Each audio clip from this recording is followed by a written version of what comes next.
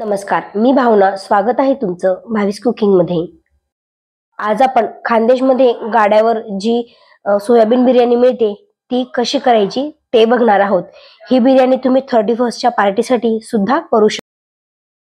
ही soybean biryani खाण्यासाठी गाड्यावर खूपच गर्दी असते, पण बाहेरचे पदार्थ खाणे हे आपल्या आरोग्यासाठी घातक असतात. त्यामध्ये अजिनोमोटो घातलेला असतो. चला तर मग आज आपण ही बिर्याणी घरीच बनवूयात, म्हणजे तुम्ही घरी केव्हाही बनवून खाऊ शकतात. चला तर मग बिर्याणी बनवायला सुरुवात करूया.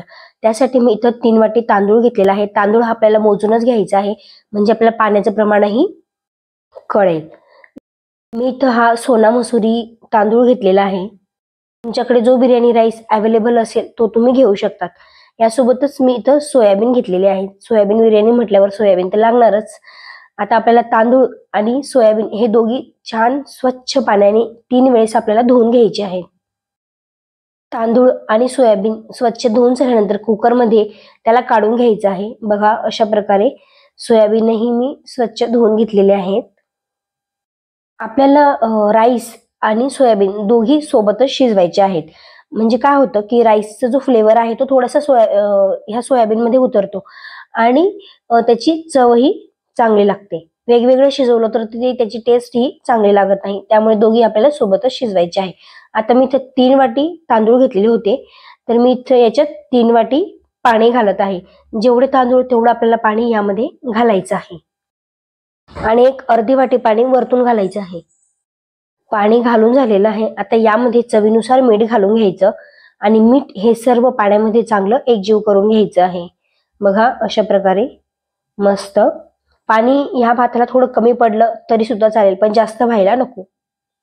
सर्व मिश्रण चांगलं एकजीव करून झालं की कुकर लावून घ्यायचा आणि याच्या आपल्याला 3 शिट्ट्या काढून घ्यायच्या आहे. कुकरच्या आता मी 3 शिट्ट्या घेतलेल्या आहेत आणि कुकर थंड सुद्धा झालेला आहे. कुकर थंड झाल्यानंतर याचं झाकण उघडून घ्यायचं आणि परत याला असंच उघडं 5 ते 10 मिनिटांसाठी ठेवून द्यायचं, म्हणजे याची जी सर्व वाफ आहे ती निघून जाईल. वाफ निघाल्यानंतर या भाताला अशा प्रकारे सर्व मोकळं मोकळं करून घ्यायचं आहे. लक्षात ठेवायचं आहे की हा भात आपल्याला पूर्णपणे थंड होऊ द्यायचा आहे, तरच या भाताला हात लावायचा आहे. गरम गरम जर आपण याला मोकळं करायला घेतलं तर हा तुटू शकतो आणि मग आपल्या जी बिर्याणी आहे ती दाणा दाणा दिसणार नाही. आता सर्व हा भात माझा मोकळा करून झालेला आहे.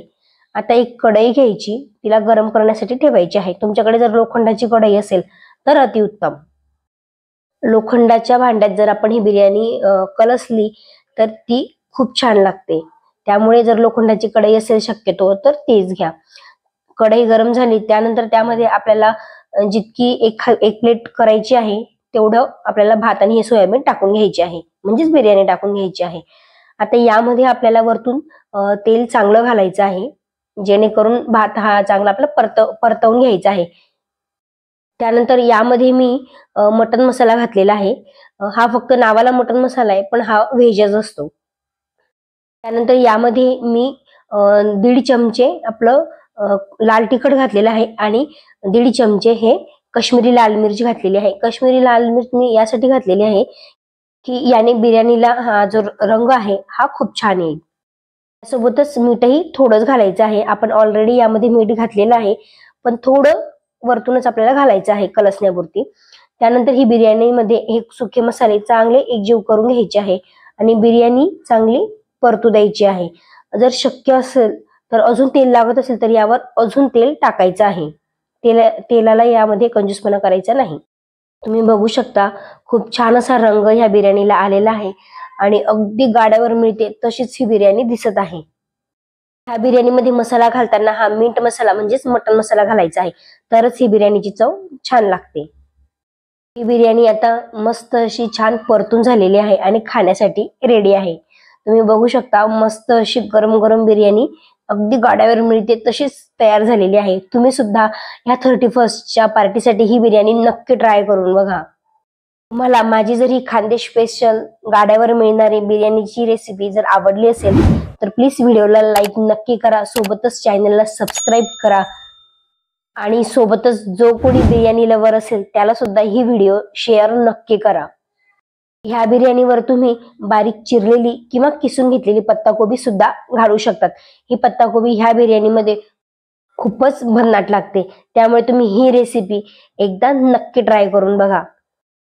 31st पार्टीसाठी मी मेदूवडा, दाल राईस आणि सोबतच झटपट पावभाजी कशी बनवायची त्याची रेसिपी सुद्धा अपलोड केलेली आहे. जाऊन नक्की बघा.